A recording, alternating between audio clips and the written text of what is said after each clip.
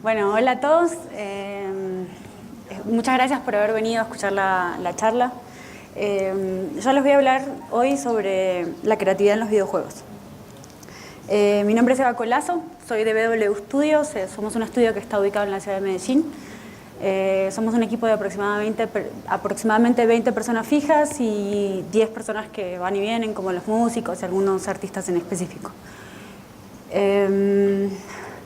Como para entablar el tema de la creatividad, quiero empezar con el tema más general, que es la creatividad en sí. Y este es un tema en que venimos escuchando hace mucho tiempo en los videojuegos. Hay gente que está diciendo que hay una crisis en la industria de los videojuegos, que ya no hay juegos creativos.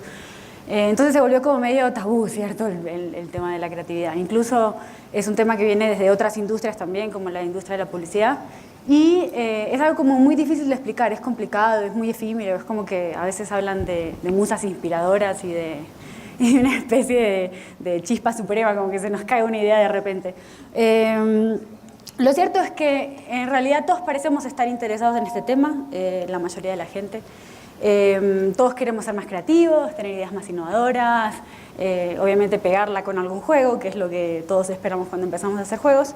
Y sentimos como esta obligación últimamente de ser supremamente innovadores, ¿cierto? Pero bueno, yo les voy a hablar de lo que es la creatividad para mí, ¿no? De lo que en realidad pasa en el estudio y de lo que yo he sentido durante los 6 años de experiencia que tengo con el estudio de nosotros. Y básicamente en términos prácticos lo que se genera con la creatividad o lo que se siente que es una especie de músculo. Es como algo que entrenamos, algo muy similar a lo que pasa con la memoria. Vieron que para entrenar, o sea, la memoria realmente hay que hacer ejercicios, hay que trabajarla y se va mejorando. La creatividad es exactamente lo mismo. Se entrena mediante técnicas, pueden buscar en internet creatividad, técnicas para explotar la creatividad, van a encontrar, hay una que es asociación de ideas, hay millones de cosas que pueden encontrar, pero en sí, así como resumen, para mí la creatividad es esta capacidad que tienen las personas de unir conceptos. Es decir, yo tengo una idea de un juego, es una idea incompleta, la meto con otra idea que no tiene nada que ver dentro de una licuadora, le doy full y cuando la saco tengo una idea completa, ¿cierto? Entonces, esta capacidad de las personas de poder hacer esto se entrena y requiere que lo hagan muchísimo. O sea, cuanto más creativos quieran ser, pónganse retos y dificultades y empiecen a hacer match con ideas, que ahí van a lograr sacar ideas creativas. Para continuar con el tema, y para seguir haciéndolo bastante práctica y que entiendan cómo la creatividad bien aplicada, les voy a contar un poquito cómo es el proceso dentro de BW Studios. Para comprender cómo es el proceso de la creatividad, quiero que entiendan también que el videojuego en sí es un proceso que es ultra dinámico. O sea, cuando piensen en un videojuego no crean que van a tener una idea y esa idea va a llegar tal cual al final de la publicación como se la imaginaron, porque eso jamás pasa. Es más, no he escuchado la primera historia. Si alguien, por favor, alguna vez sacó un juego así tal cual lo pensó, me cuenta. Entonces, la única constante a la que se tienen que enfrentar constantemente en los videojuegos es al cambio. Esto lo tienen que tener presente porque incluso hasta el final del juego, si ustedes ven que algo no funciona, es momento de cambiarlo. Para nosotros en el estudio tener, digamos, como bajarle en 6 pasos cortos cuál es el proceso que nosotros hacemos cuando empezamos ideas. Lo primero es definirte un scope, es decir, yo qué quiero hacer, qué tipo de juego voy a sacar. Voy a sacar un juego para mobile, qué capacidad tengo, o sea, trabajo en Unity, en qué plataforma trabajo, cuáles son los alcances que tengo presupuesto para hacerlo, por ejemplo. O sea, si cuento solamente con 10 millones de pesos para hacer el juego, entonces, ¿qué juego voy a hacer? No se crean que tienen que hacer un juego AAA o un juego mobile de esos increíbles que ven.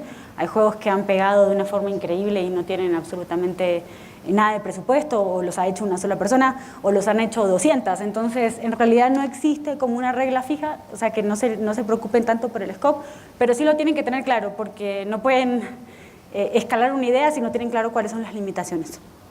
El segundo paso es definir la historia. En este caso, nosotros tenemos, la empresa de nosotros trabaja Work for Hire, o sea, trabajamos para clientes y también trabajamos para desarrollos de IP propia. En el caso de los clientes es diferente generalmente porque los clientes ya tienen narrativas. Digamos, nosotros trabajamos para Cartoon y nos dicen, bueno, hagan un juego para Adventure Time. Entonces, lo que tenemos que hacer en ese caso es ponernos a ver todas las temporadas de Adventure Time, cosa que no nos desagrada nada, les puedo asegurar. Y cuando empezamos digamos que a recopilar todas esas historias, a investigar, lo que hacemos es sustraer pequeñas partes de la historia. Es decir, no sé, Jake y se pone a jugar con manzanas, a tirárselas a todo el mundo, entonces de ahí sacamos una mecánica de juego. Entonces realmente la narrativa obviamente explota muchas veces sola, solo con ver un capítulo o alguna cosa se te ocurre una idea de un juego. Pero en el caso del desarrollo de IP propia es diferente. A veces la mecánica te viene primero, se te ocurrió una mecánica de juego. Cuando sos game designer o cuando sos level designer, eso te pasa mucho. Generalmente vienen como de referencias de otras cosas que uno va viendo y de repente algún día haces como ese match que yo les conté en la cabeza y se te ocurre una idea de mecánica. Pero lo normal es que generalmente venga de una narrativa, que se piense en una historia, que haya un personaje. Hay gente que tiene diferentes capacidades de pensar ideas en ese aspecto. Bueno, una vez que tenemos digamos, toda la historia, que ya hicimos este link con la mecánica, ya tenemos definidas esas cosas principales, lo que sigue en el caso de un cliente o en el caso de nosotros, que los pasos son los mismos, es aprobar esta idea. Cuando es un cliente, lo que hacemos es armamos un documento así de Word, literalmente. Nosotros no usamos Word, usamos Google Drive, pero es lo mismo, funciona igual. Hacemos como un detalle muy cortito de la parte de la narrativa que elegimos. Si es Jake tirando naranjas, Jake tirando naranjas, y hacemos como referencia a qué parte de la historia, de qué capítulo, hacemos una breve descripción de la mecánica. Si la mecánica está muy difícil de entender, armamos un GIF animado, donde como que más o menos muestra la mecánica principal. Y si no, un JPG. Y lo bueno es que, por ejemplo, a veces pasa que encontrás alguna referencia parecida de alguna mecánica similar, entonces la puedes usar también como para mandar la idea.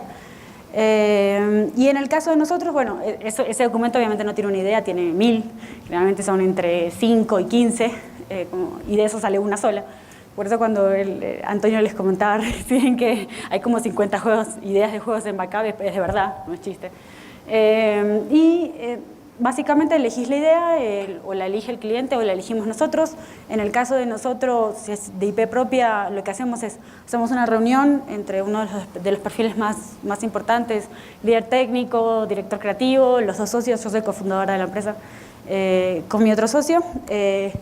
Analizamos el mercado, eso es muy importante, hay que decir, bueno, ¿cuáles de estas ideas tiene potencial en el mercado? O sea, ¿realmente va a funcionar? ¿Tiene lógica con lo que somos nosotros como empresa, por ejemplo? ¿Va con nuestra filosofía? ¿No va con la filosofía? No nos vamos a poner a hacer un juego que tenga que ver con, no sé, un shooter, porque en la empresa nosotros no les voy a mentir, no hacemos shooters. Entonces, tiene que estar como relacionado también. O sea, no es tirar ideas al azar, sino que, como ven, hay como bastantes bajadas. Una vez que la idea está aprobada, seguimos con el prototipo. Esta es la parte como más importante del videojuego. En el prototipo van a validar absolutamente todo lo que se imaginaron y lo van a cambiar 20 veces. Al punto de poder cambiar completamente la mecánica o incluso la narrativa. O sea que en esa parte no se tienen que limitar. Y una vez que ya el prototipo listo, lo que logramos nos gusta, está bien, se siente bien, la gente lo juega y dice, ¡ay, qué bueno que está! Y ya digamos que estamos todos conformes, ahí sí ya pasamos a producción final. Como siguiente tema, les voy a hablar que, bueno, como les comenté recién, en BW nos pasamos todo el tiempo pensando ideas constantemente, pero la verdad es que no existe una sola forma de pensar ideas o de ser creativo. Los que yo les conté es un proceso, entre comillas, institucional, es como para que la empresa tenga pasos a seguir, pero como les puse en el ejemplo, a veces te viene la mecánica antes que la narrativa. Entonces, es importante que no se pongan como la limitante de, oh, yo me voy a poner a pensar un videojuego, y si no se te ocurre el personaje, entonces no puedes hacer videojuegos. No es así. Hay gente que es buena para pensar videojuegos desde la parte narrativa y otras que son buenos desde la parte de la mecánica. Entonces, no se limiten a lo que son ustedes, porque en sí en los videojuegos lo que hay es equipo. Entonces, si ustedes son buenos en algo, lo que tienen que hacer es buscar a su complemento. son muy buenos pensando en mecánicas, busquen a alguien que sea muy bueno en narrativa y en personajes. Y con eso van a lograr crear un juego completo. Bueno, ¿y por qué les digo esto? Que no existe una sola forma de ser creativo, además del orden en el que aparecen las cosas, sino porque también hay creatividad para clientes, que son para advert games, que en el mercado salen un tiempo, los usan los usuarios un poquito, bueno, a veces semanas nada más, y el juego desaparece, o otras veces son para IP propia, que a veces también lo juegan semanas y desaparece, que les puede pasar también. Pero bueno, la idea de cuando uno saca un IP propia es que dure mucho en el tiempo. O, por ejemplo, tienen limitaciones como que es un juego para web y tiene que ser en HTML5. Que ahí tengo trabajo pesado. Y si no tiene que ser para mobile, entonces puedo usar Unity, o sea que ahí tenemos como la plataforma, cuál es la plataforma que voy a usar. O va a ser un juego free to play, o que ya es mucho más complejo, o es un juego pago, indie. Entonces ahí ya como que tenemos limitantes a morir, una cantidad de limitaciones impresionantes, entonces la creatividad en sí no va a ser igual para un juego con un presupuesto para AAA que para un juego web. No sé si se entiende como más o menos la diferencia. Bueno, entonces, con todas estas limitaciones, ¿ustedes qué creen? ¿Que estamos matando la creatividad? Pueden levantar la mano los que crean que sí. ¿Creen que matamos la creatividad? Los veo como súper dudosos. No, en serio, levanten la mano. A ver, ¿quién cree que matamos la creatividad? ¿Uno solo? ¿Dos? ¿Tres? Bueno, está muy bien. La verdad es que no, las limitaciones no matan la creatividad. Generalmente lo que pasa cuando limitamos, nosotros, si tuviéramos toda la libertad del mundo para crear juegos, básicamente vagaríamos en un universo infinito de posibilidades y probablemente nunca concretaríamos nada. El hecho de tener estas limitaciones que en realidad van a existir así tengan el trabajo de un cliente, no, o estén trabajando en un juego propio, les va a pasar ya por el simple hecho de tener un presupuesto. Ustedes cuando empiecen a hacer juegos van a tener X cantidad de presupuesto o X cantidad de recursos. Si se unen entre 5 amigos, es lo que ustedes 5 pueden hacer. No va a haber nada más que eso. Eso de por sí es una limitación y eso ustedes lo tienen que tomar como la base de la creatividad. A veces suena complicado y dice uno, no, pero ¿cómo voy a pensar juegos si no puedo hacer lo que yo quiero? Y no es que no puedes hacer lo que vos quieras, sino que es que tenés que hacerlo lo mejor que puedas con lo que tenés, que es diferente. Entonces, la creatividad en ese aspecto, las limitaciones, funcionan más bien como este disparador, ¿cierto? Como algo que en realidad hace que tengamos las primeras definiciones y podamos arrancar con algo sólido. Hablando de temas controversiales como limitar la creatividad, quiero hablar sobre otro tema que trata sobre copiar. Y he escuchado a mucha gente, no, que tu juego es una copia, que no sé qué. Y en realidad copiar no está mal. Obviamente no estoy hablando de copiar literalmente, o sea, no sé si vieron el caso de Flappy Birds, que sacaron Flappy Birds y hubo como 50 Flappy Birds en 3 semanas. Eso no es. No estoy hablando de ese tipo de copia. Estoy hablando de la copia básicamente como aprenden los niños, ¿vieron? Que es como imitando, que es esta sensación de que, bueno, necesito referenciarme en algo o tomar una idea como para empezar a hacer algo. Si es la primera vez que hacen juegos, probablemente van a necesitar de esto seguro, porque es muy difícil arrancar de cero. Entonces, tratamos de imitar, de investigar, de buscar referencias, de hacer cosas que nos sirvan para iniciar rápido, básicamente, ¿sí? Y además lo que pasa es que a las personas todos somos diferentes, afortunadamente, y lo que nos dispara, básicamente, lo que nos inspira a cada uno es diferente. A mí me encanta mirar mecánicas. O sea, soy una persona que me encanta la narrativa, es genial, pero no soy buena para eso, soy buena para desarrollo de mecánicas. Soy más bien game designer y level designer. Entonces, digamos que mi fuerte es ese, yo pienso en los juegos a partir de las mecánicas. Me enamoro de mecánicas generalmente, no de historias de videojuegos. Digamos que son formas de ser. Y ustedes seguramente también van a tener alguna preferencia. Entonces, ¿qué es lo importante ahí? Conocerse a uno mismo, saber qué es lo que realmente es bueno, qué es lo que realmente le gusta y qué es lo que hace que ustedes se inspiren, tomar eso y que esa sea su base. O sea, partan desde lo que realmente los inspire a ustedes. Voy a darles unos ejemplos. En estos días estuve investigando así como ejemplos de videojuegos innovadores y me llamó mucho la atención un juego A mí me gustan los juegos de shooters, juegos Call of Duty, esas cosas. Sé que no tengo cara, pero no importa. Sí, no saben, pasaba horas, literalmente me iba yo soy un poquito más grande que ustedes. Pasaba en ese momento había cibercafés y me iba a jugar toda la noche. Literalmente llegaba a las 6 de la mañana a mi casa a dormir, a tirarme en la cama después de haber jugado como 8 horas de corrido Counter-Strike. Y no es chiste. Pues, así, auriculares, metida dentro del cibercafé con la luz apagada. Con todos mis amigos, obviamente.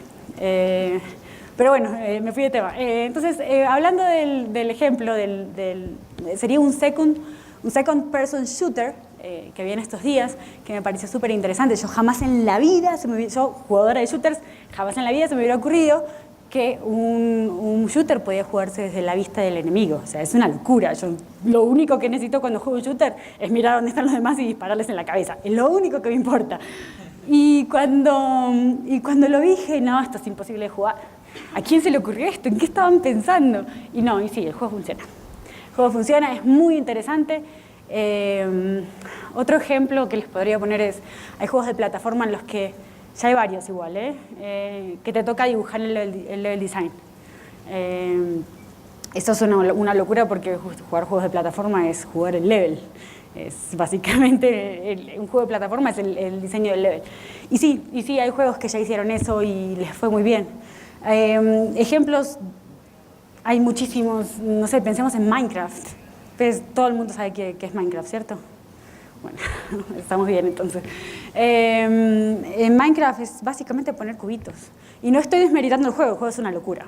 Pero cómo tomar ideas tan básicas como apilar bloques casi que al estilo de Lego, porque esta idea, yo no sé cómo se le ocurrió al chico que creó el juego, pero me imagino que de algún tipo de juego más real se le tiene que haber ocurrido, de ver a su sobrino jugando con cubitos de madera y apilándolos.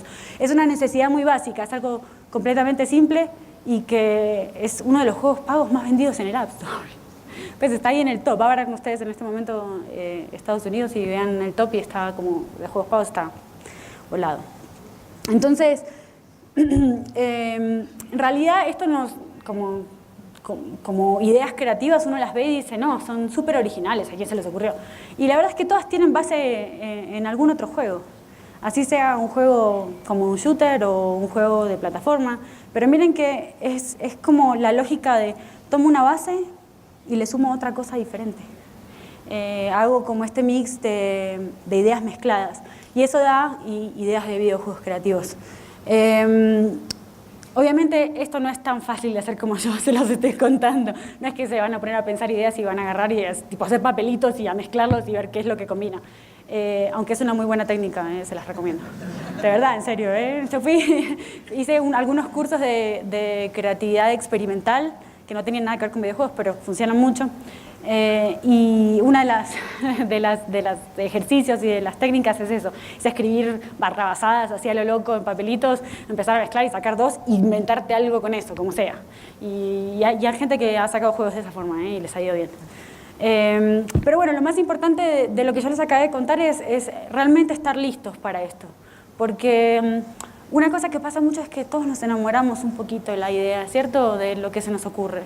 Y el hecho de explorar, de escuchar lo que nos dicen los demás y de aceptar como todos estos cambios que sabemos que son necesarios y que no están pegados a la idea con la que empezamos, es una de las cosas más difíciles de hacer. Y si eso no pasa, la idea se nos queda ahí. No crece, es como si no la estuviéramos regando, como si fuera una plantita y nunca le echáramos agua. Entonces va a llegar un momento en que la plantita se nos va a podrir y se va a morir. No hay como muchas opciones. Entonces es importante interiorizar y aceptar esos cambios y estar listos como para que eso suceda. No tener miedo a cambiar toda la historia del juego porque sí. Porque realmente alguien me dijo algo que tenía razón y la verdad es que le tengo que hacer caso. Y aunque no te guste, aunque sea el hermano de tu novia que te cae re mal, no importa. No importa, tenés que buscar la forma de interiorizar esos cambios y, o sea, lo único que te tiene que importar es que tu proyecto salga bien, porque al final de cuentas lo único que importa es que el juego salga, ¿cierto?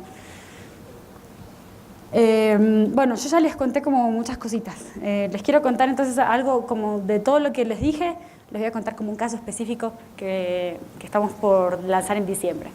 El nombre del juego se llama Antes de Todo. Es un videojuego musical. El juego nació del juego más terrible que le tocó hacer al estudio. Se llamaba Ritmo Romántico, lo puedes buscar en la página de Cartoon Network. Es terrorífico, no les recomiendo ni siquiera que lo jueguen. No se ríen, que si hay alguien de acá de Cartoon me mata. Espero que no lo pasen en ningún lado o que ellos no lo vean. Pero sí, fue una locura. Este juego fue el karma de los juegos. Y resultó ser que, bueno, el juego era un juego de música, iba a ir para web mobile. Para web y para mobile, o sea, para las dos cosas. Y se tenía que ver en la web de las dos plataformas. Entonces tuvimos que elegir una tecnología que se adaptara a eso. Cuando nos dimos cuenta qué tecnología teníamos que usar, que se llama Phaser, hay un montón de igual, son plataformas de desarrollo de HTML5. Cuando nos dimos cuenta que íbamos a usar esa tecnología, dijimos, bueno, estamos un poco complicados. Pero bueno, no importa, dijimos, no, esto se puede, tranquilos, no hay problema, esto lo sincronizamos, era un juego de música, había que sincronizarlo, obviamente. Y no, fue terrible, eso duró como 5 meses. Yo creo que Cartoon nos empezó a odiar por ese juego. Después todo se solucionó afortunadamente, pero sí fue una experiencia muy dolorosa. Y a pesar de que la curva de aprendizaje para hacer un juego de música, yo no sé si saben, si alguna vez intentaron hacer un juego de música, pero los juegos de música tienen una curva de aprendizaje como interesante, así como larguita, difícil, que tenés que entender muchas cosas musicales. O sea, si no son músicos, no se los recomiendo, o por lo menos si no tienen algún amigo músico que les dé una mano, tampoco. Requieren de entender básicamente cómo se escribe muchas veces hasta las partituras y no es algo tan fácil. Y cuando ya habíamos solucionado todo eso y ya todo había salido bien, a mí la idea de la mecánica, como les dije, a mí me gustan las mecánicas, la idea de la mecánica se me quedó ahí en la cabeza, como dando vueltas. No la quería dejar ir, cada vez que hablábamos de juegos, lo único que hacía era poner de ejemplo la mecánica que yo seguía teniendo en la cabeza, me moría de ganas por sacar un juego, era como el karma, ¿cierto? Esa sensación de que, no, hicimos un juego de música y fue un desastre, entonces tenemos que hacer otro y tienen que salir bien. Entonces yo también que creo que eso tuvo algo que ver en la decisión. Y bueno, de a poquitito se lo fue metiendo en la cabeza como a personas dentro del estudio. Hice como la estrategia de ir convenciendo de a poquitos, separados, de a grupitos.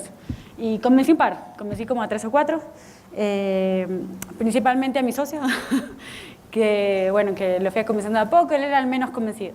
Después agarré al director creativo, que él ya sí, como que con él tuvimos como ahí como unos vuelos impresionantes y empezamos a dar forma a la idea.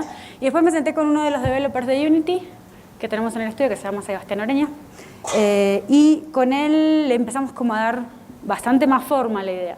Y el juego se llama Universe Builder, que es el que ven abajo. Pero, ¿qué pasó? Claro, la idea estaba brutal, estaba genial, nos encantaba, la narrativa era increíble, porque sé que este chico piensa buenas narrativas. Y fue genial y buenísimo. Bueno, vamos a hacer el juego. No tenemos presupuesto. O sea que 3 meses hablando de la idea del juego, la logramos darle forma, quedó redonda y no teníamos presupuesto para hacer. Entonces tuvimos que básicamente dejarla en remojo y esperar hasta que en algún momento hubiera presupuesto. Pero entonces, ¿qué pasó? No íbamos a conseguir el presupuesto, estábamos seguros de que ya en el punto en el que estábamos como en agosto, ya era difícil en esa época del año conseguirnos a alguien que creyera en una idea que ni siquiera teníamos prototipada. O sea, de verdad no teníamos presupuesto. Y salió una convocatoria que se llama Crea Digital, que seguramente muchos de ustedes la conocen. Nosotros ganamos la convocatoria y tuvimos el presupuesto. Y fue genial. Solo que hubo que sacrificar la narrativa, porque en Crea Digital tienen las bases de la convocatoria, son justamente temas culturales de Colombia. Entonces, en ese caso, sacrificamos la narrativa. Como ven, este juego dio más de 3 millones de vueltas dentro del estudio. O sea, es el claro ejemplo de lo que es cambiar un videojuego en todos los procesos habidos y por haber. Pero lo interesante de esto es que la creatividad nunca se limita. O sea, uno puede ser creativo de todas las formas, cambiando la mecánica, cambiando la narrativa, cambiando hasta el scope, porque en este momento ya teníamos presupuesto y lo podíamos hacer.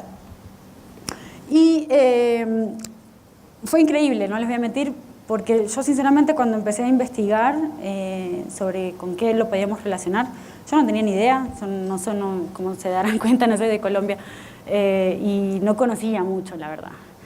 Pero el director creativo sí, es fanático de muchas cosas de las culturas indígenas y sabe mucho del tema. Y bueno, él me contó que había una cultura que se llama la cultura muisca, es una comunidad que es de Sesquilé, de Chía, hay varias. Y cuando me contó como la historia de la mitología de ellos, yo dije, no puede ser, esto es perfecto, o sea, no puede ser más perfecto, o sea, sonaba increíble, era casi que la misma historia que estábamos contando en Universe Builder, pero basada en una historia real que habían inventado hasta que había, bueno, real no, entre comillas, era mitología, pero estaba basada en lo que había escrito esta gente hace un montón de años. Entonces nos pareció increíble, fue perfecto, y nos pasó esto que yo le llamo match inesperado. Fue como que jamás en la vida me imaginé que eso podía funcionar, y cuando me trajeron como todas esas ideas y toda esa narrativa, dije, no, esto es perfecto, esto cerró completamente. O sea, logramos hacer ¿se acuerdan que les hablé como de que a veces a las ideas les falta como una pieza del rompecabezas? Le falta como la mitad de la naranja, como que están incompletas. Bueno, justamente pasó eso, la idea estaba incompleta. En un momento estuve incompleta porque no tenía presupuesto, en otro momento estuve incompleta porque no tenía la tecnología. Estuve incompleta durante mucho tiempo, por diferentes razones, pero llegamos al punto en donde realmente se logró completar la idea. Y eso fue increíble, fue como así como la colisión de dos ideas perfectas. Pero lo más increíble de eso es que, a pesar de que ya teníamos mucho más avanzado un montón de cosas, cuando empezamos a hacer el gameplay nos dimos cuenta que era muy difícil de jugar. Entonces me tocó a mí renunciar a la mecánica y tuvimos que empezar digamos, a destilarla y a volverla un poquito más entendible para los usuarios y terminamos hasta cambiando la narrativa. Entonces, como les dije, cambios hay muchísimos. O sea, imagínense todos los cambios que tuvo este juego y todos los que no les conté. Como resumen de este caso, lo que quiero que les quede claro es que en los videojuegos nunca las cosas van a ser lo que parecen, ni lo que se imaginaron, ni lo que esperaban que iban a ser. Básicamente lo que se necesita para hacer videojuegos es experimentar, experimentar, experimentar. No hay nada más que eso.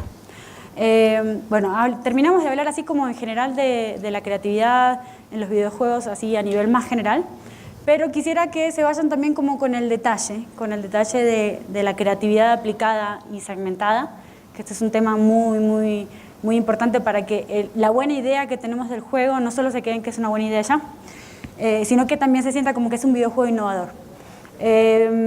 Esta creatividad aplicada la podemos ver en los pequeños detalles, como en la narrativa, en el diseño de la interfaz, en el arte, incluso en la música. Nosotros para el juego de Antes de Todo creamos un género musical, no sé si sabían, no creo, pero creamos un género musical que deriva del EDM, que es una especie de, no creo que sepan, es como una especie de música electrónica, sí, es como medio electrónica, que está muy de moda ahora, y la música muisca, que les puedo asegurar es muy bonita, tiene instrumentos muy increíbles, y generamos un nuevo género de música, literalmente. O sea, se llama EDM muisca o algo así, le podríamos llamar. Y les traje dos ejemplos para que más o menos como que entiendan de lo que los estoy hablando, con pequeños detalles y con innovar. Estos juegos seguros los conocen todos.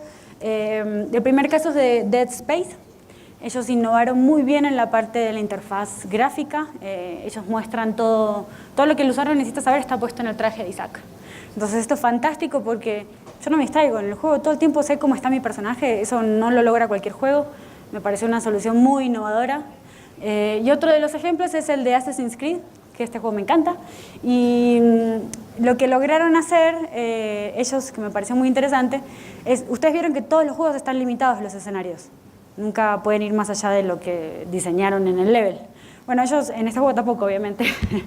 Y ellos lo hicieron de una forma mucho más pegada a la narrativa, haciendo que el usuario no puede avanzar más de lo que en realidad el personaje recuerda, porque el Animus y la misma memoria del personaje no lo permite. Entonces miren cómo se le pueden dar vueltas a las cosas más básicas de un juego, a la limitación de los escenarios, a cómo mostrar la información en la interfaz y que eso se vuelva como mucho más importante. Dentro de los temas que les hablé recién, les nombré así como por encima el tema del arte.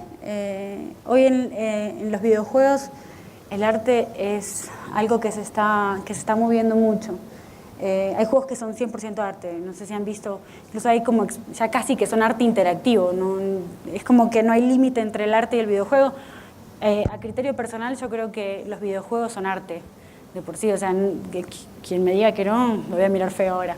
Pero sí, básicamente un videojuego tiene narrativa, tiene cine, tiene hasta, digamos que escultura, porque hacer 3D es hacer escultura.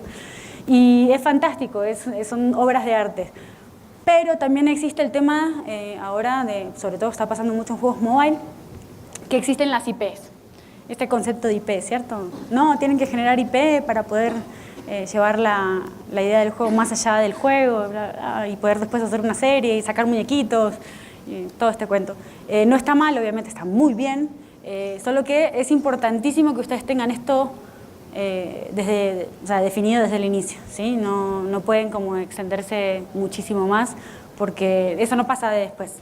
O sea, lo tienen que pensar desde antes para estar completamente seguros de que después les va a funcionar como IP. Bueno, y para ir cerrando, porque ya creo que me están haciendo señas para allá, dejé algunos tips, unos tips que en realidad afectan todo el proceso creativo desde el inicio al fin. Yo no puse todos, puse algunos que me parecieron muy importantes. Y lo primero, que ya lo dije, me lo robaron en otra charla, pero yo la preparé desde mucho antes la charla, no se lo robé a ellas. No me puse acá a editarla, no. Es un PDF, ni siquiera lo puedo editar. Y la primera es perder el miedo a contar. Ustedes acá, en este escenario, están todos sentados uno al lado del otro, todos ustedes quieren hacer juegos, pero les puedo asegurar que no se cuentan la idea del juego que tienen. Seguramente muchos de ustedes creen que la idea del juego que tienen es única en el universo y probablemente otras 20 personas estén pensando la misma exactamente y la misma idea del juego, porque de por sí estamos bombardeados por la misma información. Entonces no crean que lo que tienen entre manos es un tesoro o así que no se lo puede encontrar nadie, sino que realmente enfóquense en contar la idea lo más que pueda, destrúyanla, expónganla de todo el mundo para que básicamente la destrocen y de esta forma poder mejorarla lo más que puedan. Equivóquense lo más que puedan, lo más rápido que puedan. Esto no tiene precio, en realidad sí tiene precio, porque si se equivocan más adelante, cuando están en producción final, créanme, les va a costar un ojo de la cara. Entonces es muy importante equivocarse y cometer todos los errores lo más rápido posible para que cuando lleguen a tener el prototipo cerrado y tengan que pasar a producción final, no tengan dudas que lo que tienen está bien, básicamente, que pueden avanzar tranquilos. Usen métodos que sean flexibles. Veo que hay mucha gente que le encanta planificar. Me ha tocado gente que me dice, no, yo ya sé cómo voy a hacer todo mi videojuego y me muestran un roadmap de 3 meses estructurado como si nada en la vida fuera a cambiar y eso no pasa. Les va a tocar cambiar un montón de cosas. Les recomiendo usar Scrum, es una técnica bastante interesante, muy flexible, que no los va a estresar en el caso que tengan que hacer cambios que les va a pasar. Y funciona muy bien para la industria de los videojuegos, que creo que todos en este momento la usan. Recortar cuando sea necesario es otra de las cosas que de pronto uno no se puede llegar a imaginar, ¿no? Que eso pase tanto, pero sí, hay que recortar levels a veces, hay que recortar básicamente una raza entera de personajes y esto lo hace toda la gente de la industria. Y otra cosa que también dijeron en las otras charlas es que cuando tenés un juego lo más importante es publicarlo. O sea, digamos que el juego no nace, por decirlo de alguna forma, por hacer una comparación, no nace hasta que no lo publican.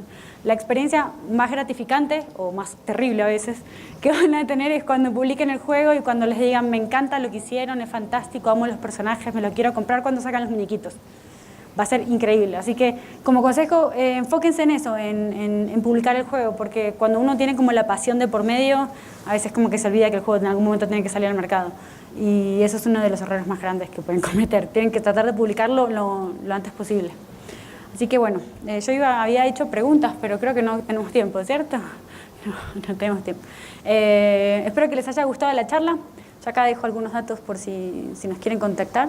Ese es el correo del estudio. Y bueno, gracias por haber venido y por escucharme. Espero que les haya gustado la charla y que les sirva como para cuando tengan que pensar creatividad para videojuegos.